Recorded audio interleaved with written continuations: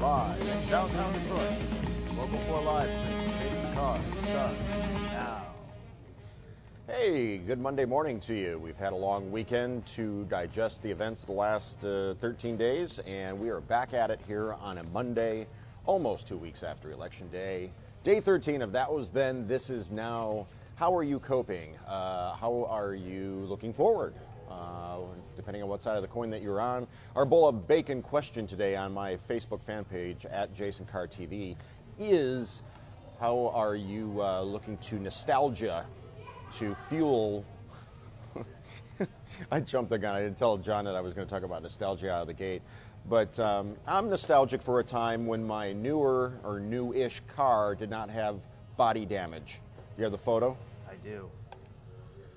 Okay, so the backstory here is my daughter and I went to Target for one of those epic, like, sort of a little bit of everything Target trips, Target, at Square Lake and Telegraph. We were there probably 90 minutes, long enough to have pizza inside the store, which is what I always wanted to do when I was a kid, so we did that. And we checked out, and I said to the cashier, we have everything, right? I think I said it twice. And she said, yeah, everything's there. We get down to the car, and I'm loading all the stuff into the trunk, and I go, where's the coloring book that I bought my 5.5-year-old, like one of these giant Trolls coloring books. It's like 2.5 feet tall. How did we miss this? Go back upstairs. So we go, if you know this Target, it sits atop, it's not an underground garage, but it's like the parking lot is covered by the store. We had parked clear in the back. We go all the way upstairs via the escalator. We get the coloring book from the desk, the consumer help desk or whatever. So we're gone maybe 5-6 minutes. Come back, show the picture again. In the time that we were gone, somebody had crushed my fender and then taken off. And then just security cameras everywhere. I called Bloomfield Township Police. They were there in like less than 10 minutes, took a report. And then they were going to look at the security footage and try to ascertain whether they could catch the person with the white vehicle responsible. But has something like that ever happened to you, whether it's just a simple door ding, maybe, you know, a kid's getting in a family truckster and the wind catches the door, and of course the kid's not going to say anything because he doesn't even realize that he's dinged the car next to him. Or have you ever seen somebody like shopping cart a car and then just, whatever, and walk away? What are they saying on the Facebook back there, John? What are they saying? Good morning. Just a lot of good mornings. Yeah. Good morning to you. So apparently my rich and compelling story about my hit and run misadventure We need at Target. some crowdsourcing. We need to get out there and find this guy. All right. It makes me angry enough to have my name look like Metallica's logo. There's actually there it a... I was guessing. I didn't know that you had done this. Oh, I already set it up. It's actually a generator. Are we going to put the link anywhere? We'll put the link in the comments section once we're done. Okay, we'll put the link in the comments. Essentially, you can turn your name into the Metallica logo with a simple font generator like so. What do you guys think about this? David? Dustin, David? What do you guys think about the Metallica font generator right there? I also did this one. This is Local 4 News. Oh, yeah. And then, Jason, what's this one say? Cat tax. There it is.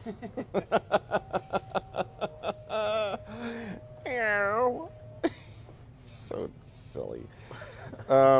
Let's talk about the color of the flip-flops. Now, right out of the gate, we're having the black-blue dress discussion all over again from a year and a half ago, whatever it's been. Show the flip-flops. Remember the dress? Okay, so what color are these flip-flops? White and gold, and right on cue, the custodial barrel. There they are. Okay, here's the thing. I can solve this for you really easily. These flip-flops are actually, I guarantee you in person, they are a dark charcoal, like approaching black, not a jet black. Yep. And blue. Yep. But because this image has been monkeyed with, or the lighting was hazy, gauzy, it turned everything like sort of contrast down, brightness up, kind of an effect. So that's why they look the way they do. Before we look at the picture, let's. This was the jacket. This was the handbag. This was the dress. And those are the shoes. So, yeah. You were right on point. Interesting. Or maybe not. Can you lose the graphic so we can see you? This is Jacob right here. And there's John right there. You took a half day on Friday. You went to a part of Michigan that I've never heard of before, Yeah. Jacuziville? Fenville. Apparently that's where they grow all the asparagus, PH? not the fennel. Yeah. PH, Fenville? No, with an F. With an F, yeah. Just Not PH fat? No. But yeah, it was a friend of ours' 30th birthday, and we rented a house on the lake, and there was a jacuzzi, and it was snowing. So it was a lot of snow in November. Okay, so here's the thing. Who out there, can you do a dramatic zoom in on my face so I can deliver a soliloquy here, a dramatic... Whoa, not that fast. Jeez. Who among you is old enough to remember things like jacuzzis, Dixie cups, shag carpeting, Cremora, Taster's Choice coffee, Evel Knievel, jet skis, lawn jarts, not lawn darts, but jarts. Mm-hmm. How, now let's see John again. How old, John's 28. I need to know how it is you know what a jacuzzi is as opposed to a... Are jacuzzis new? No, that's like a brand name. It's like Kleenex, jacuzzi. Oh, really? Yeah. I thought it was hot generic. tub. I mean, hot tub, okay. Hot tub. But where did you get jacuzzi from? How do you know about jacuzzis? I don't know. That's like knowing like waterbed gallery. That's like knowing. I mean, you Is that a should place? not know what I don't know waterbed what gallery waterbed is. gallery is. Are you telling me a jacuzzi is a brand name? Jacuzzi is like Kleenex. Seriously? This is TV's Ken. I had no idea. I didn't know Did that. you know that? Man, you learn a lot of things on the Jason Carr Show. Get out of here. This is really... Get out of here. Smart guy. Yeah. I really didn't know. Who among you knew? Have you ever heard of Waterbed Gallery? There used to be a store that sold just nothing but waterbeds. I'm serious. There's also a pool place called Kayak, I believe it was. Let's talk about Bruno Mars. We are 26 minutes away From the tickets going on sale. from tickets going on sale. So as soon as we wrap up here, in fact, you know what? To test this whole theory about whether you can compete against StubHub, let's do this. What's going on? You're reaching for... Just kind of zooming in a little bit. I thought it was a little off. It's better. All right, so Bruno Mars coming to the Palace August of next year. I will pay, but your assignment, because I have to go to do Live in the D, at straight up 10 o'clock, I'm going to be on camera with Chuck and Tati on television on Local 4. As such, I won't be able to buy Bruno Mars tickets. Okay. But powered by, I will buy, so to speak. Can you get on there and see if you can outdo StubHub for face value and get some decent Bruno Mars seats? I'll do my best as your producer. Yeah. If you can score two of them, I will All right. pay. All right. I'm not saying I'm going to take you. No, it's fine. It's the dry cleaning, the tickets. I got it. It's fine. As an experiment, John, not Yes. as a... Anyway, let's talk about tryptophan. It's not the turkey. It's not even the tryptophan. Even though that amino acid is being blamed for the whole falling asleep at Thanksgiving thing, in reality, the reason why you doze off is because you overeat, and all the sugars and everything else that you can consume, they impede your body's ability to break down the tryptophan, Yep. which then allows the tryptophan to do its sleep-inducing thing. Because all high protein stuff is going to have a lot of tryptophan in it, but it's all the carbs and the pie and all the sugars that you're taking in that are disallowing those amino acids to stop the tryptophan, and you get tired and you pass out on the couch at Grandma's house. And that's what the first Pilgrims did, I think, on the first Thanksgiving. Do you know I can still hear the music? It's like faintly Just there very, in the very in the background. background. Very, Let's very turn it down a little faint bit. there in the background. I'd be very impressed if anybody could tell us what that music is from. Yeah. Don't give any No, hints. no. We could let this go on for days, months, weeks, years, or days, weeks, months, years. On Flashpoint, that quality Sunday morning public affairs show hosted by Devin Scillian, they devoted half the show yesterday, this past Sunday, to navigating what is surely going to be a contentious Thanksgiving at your house if you have split family members along ideological, political edges, shall we say. Do we have any sound from this? Yes, we do. All right, let's pause. Let's take a quick look at it.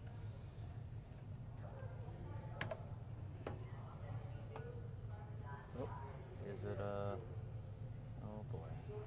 No sound? Available this year, There we go. or is that setting yourself up for? It's generally a good rule when you're meeting people that for the first time or people you don't know well. When you're with people you know and you're comfortable, these things do emerge. And we have to remember that political opinions are based on feelings. They have nothing to do with who is divorced and who pays their bills and who opens their emails and does certain things. It's all about feelings and who strikes you and who brings up certain emotions in you.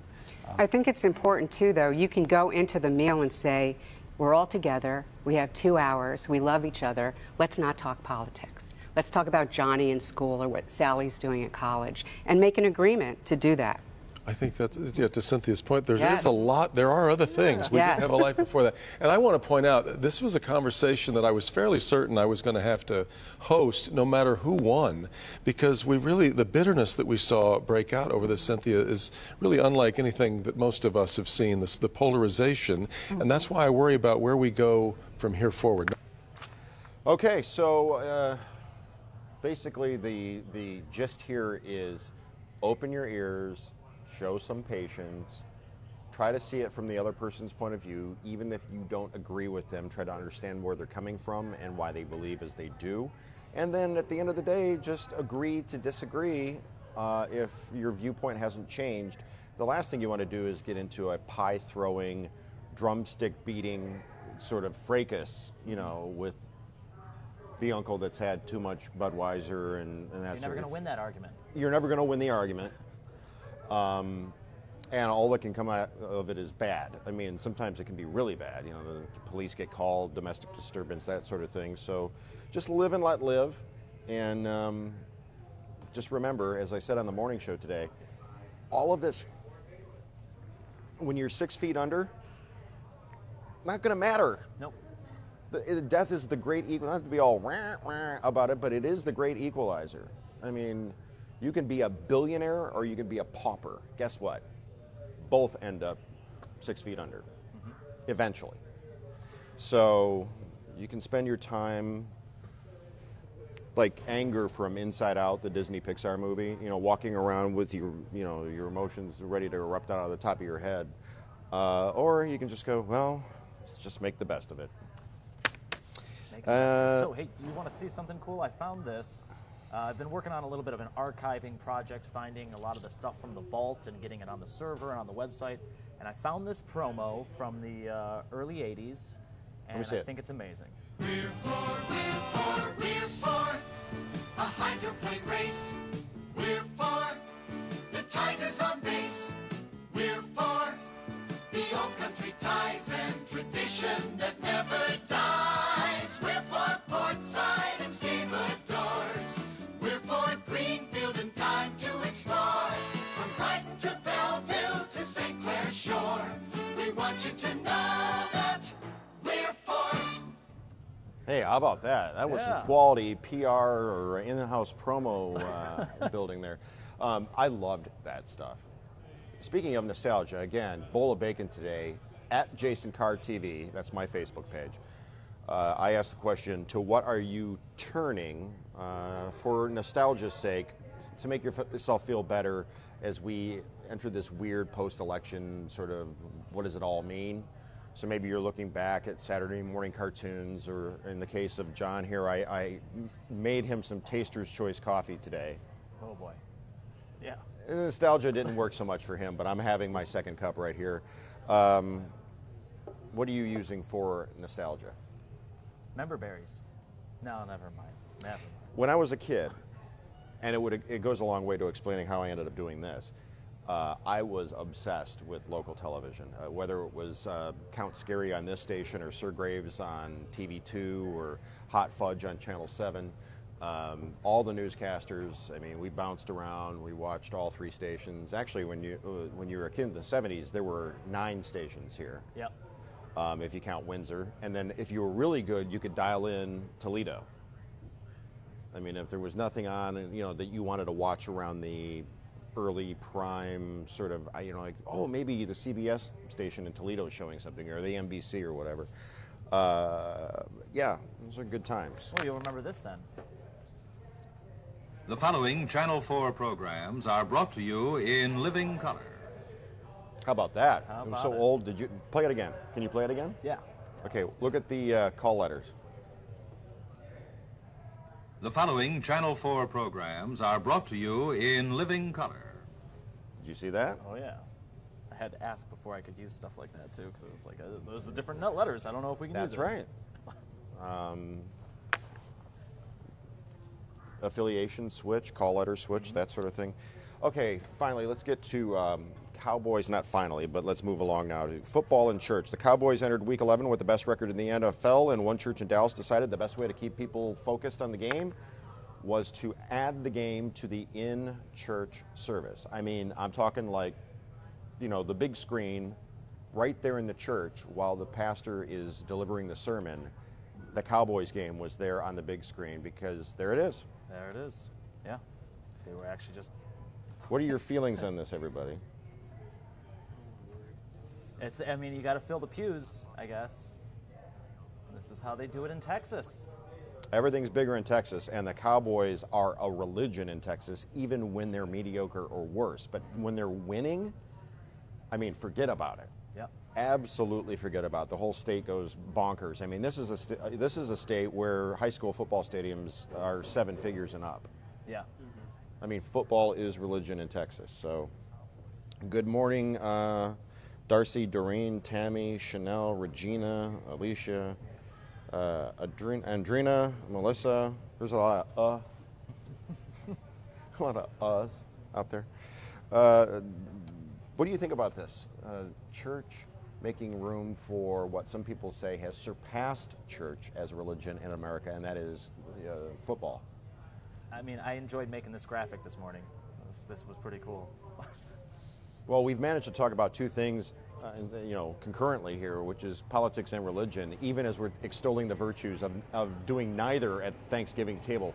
If you had your druthers, John Steckroth, what would you leave off your Thanksgiving menu? What would you? What?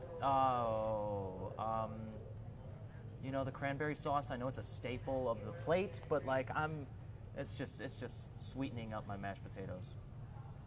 Okay. I can do without the cranberries. Are you talking about the canned Ocean Spray cranberry Yeah, sauce? yeah. Okay. Just making sure. The Viking sound guy. Do you have this GIF, or do you have this bit of video, or? Let's get it up. This guy's name is Bernie. Watch Bernie, the Fox sound guy, just get clocked. That just happened. I mean, he Again. gets hit pretty hard. Bernie, running with the parabolic microphone, never saw the Vikings. Oh, no, keep it up there. Okay. Never saw the Vikings coming out of the tunnel. And he got trucked hard. First, he takes right there a shoulder to the face and then ends up flat on his back. Can you imagine? I mean, if you look him up on the Facebook, his glasses are broken and he had a little bit of a bloody nose, but otherwise finished the game. Finished the game. He Yeah. stood up and finished. Keep this going because people are responding to it on social media in real time. He finished the game. Talk about, like, this guy. Apparently he works on the one of those shows, those makeover shows. Okay. And one of the hosts was like, tweeted him like, Bernie, I cannot believe you weren't killed in this. It's a stampede. I mean, these are the biggest guys in the Vikings here. The co-first place Vikings, I might add, playing the Lions on Thursday at Ford Field. Can you imagine? Is there anything worse than getting run over by, dudes that do this for a living? Can you imagine? It's like getting hit by a truck. Yeah. This is how the Lions. A lot of velocity. If the Vikings are able to do this to the Lions on Thursday, we're all going to feel like Bernie. And there's no amount of Budweiser and arguing over the election that's going to solve any of that because we all end up 6 feet under anyway. Chanel says how tiny he looks in comparison, and it's true in like relativity. Like this, he's a small guy. Poor Bernie. How many loops is this for us? Oh, I don't know. I've just got it on. Probably. Okay, while we're looking at Bernie, I'm going to turn to our crack digital team and ask why they are guffawing and chortling back here. I think it has something to do with breaking news. What's going on? Somebody canceled the rest of a tour? Kanye West, after Ranchville weekend, canceled the rest of his U.S. tour. All right.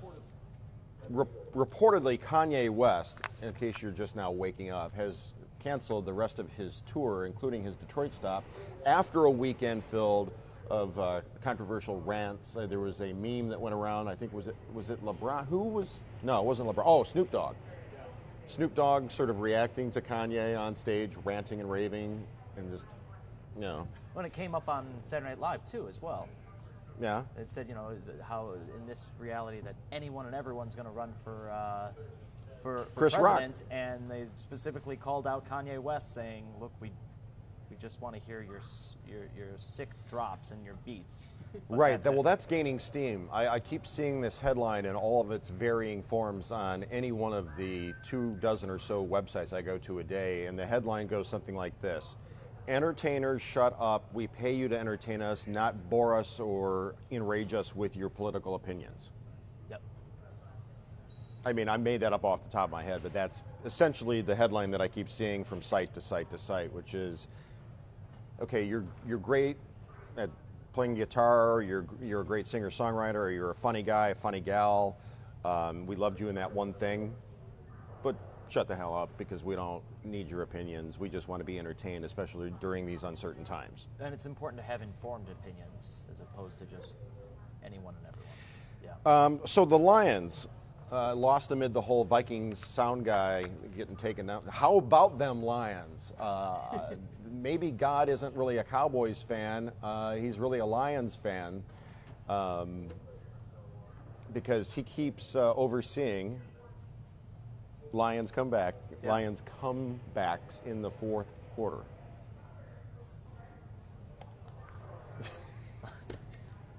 I'm looking to John like, right? And he's like, Yeah. Right. yep. Yep, those Lions. That would, it would be typical for this Lions team to be the one that breaks the curse, because we're not really talking about them.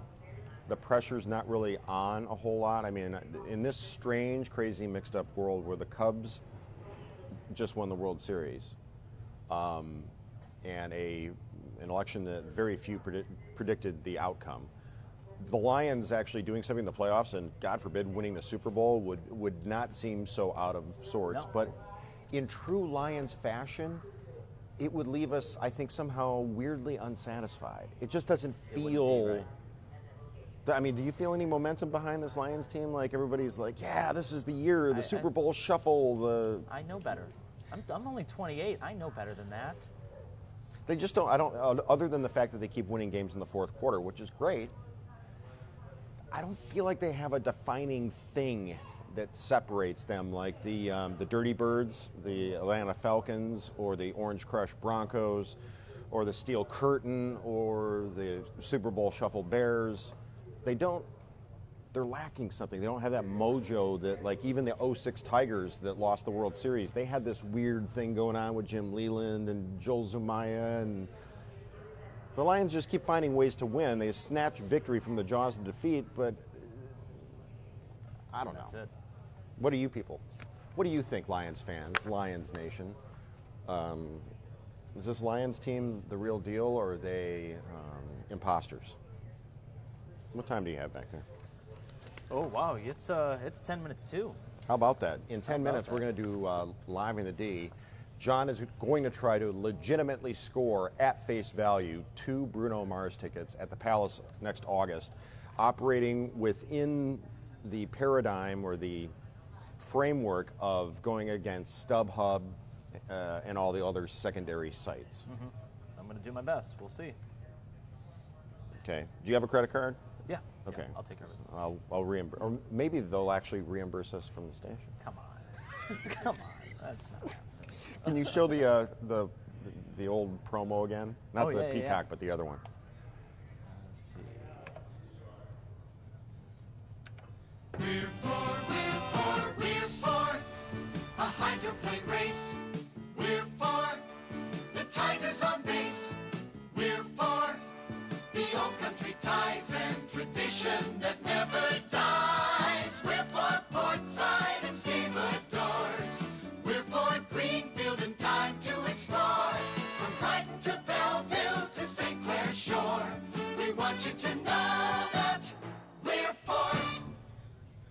How about that? I know. It's I've been cutting out a lot of the commercials in these old archived projects, and I find some of the best promotables that we did. There was another one, I don't believe it was this station, that was stand up and tell them you're from Detroit. I miss those days. I Yeah. wish that we still did like cheesy jingles. There used to be, I don't know who remembers this, but they used to take the network stars of the varying TV shows and conscript them, draft them into service of local TV campaigns, and they would weave them in and out of footage of like the local personalities and build a whole like fall campaign, like a whole image campaign out of seeing these people out of character, like interacting with real folks and that sort of thing. Yeah, we got to have Jimmy Fallon and Lester Holt and the whole glad NBC crew handing being involved in that and like stuff, lip syncing some like cheesy. Usually it was a knockoff of a popular song of the day. Yeah. But we're for it. That was the first. I've seen plenty of go for it's because we Right. had the gold go for it campaign, but that was the first one I saw like that. I was hook, line, and sinker for the cheesier the better. Western Michigan, those Broncos just keep winning, up to 14 in the AP poll, and they play Toledo this Friday with the winner advancing to the MAC championship at Ford Field. How about them Broncos? I see that you really put a lot of effort into these. We've been playing with banners today. CGs. Yeah, your banners are really, they're really varied and creative. Joe Thomas Sr. made college football history by appearing as a running back for Southern Cal State on Saturday. At the age of 55, believed to be the oldest player to ever play a Division I football game, the father of Green Bay Packers linebacker Joe Thomas Jr. practiced with South Carolina State. With his son, and then stayed on the past 2 seasons with the hope of finding his way into the game. His dream was realized in the first quarter on a senior day against Savannah State when he carried the ball for 3 yards. After the game, he was carried off the field a la Rudy by his teammates. Wow. Because I look at this picture and I see, I'm getting too old for this. He does have that look. It's sort of beleaguered. I'm getting too old for this.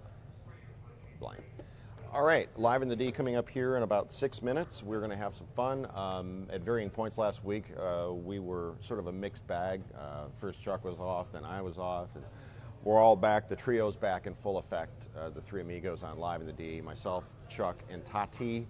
And we're going to talk more about the whole Thanksgiving thing. And attention, open microphone. Bowl of bacon on my Facebook fan page at Jason Carr TV. Tell us what you're nostalgic for as I finish my second cup of Taster's Choice and Coffee Mate with sugar. There you go. Stay classy, Detroit. And you as well, you two.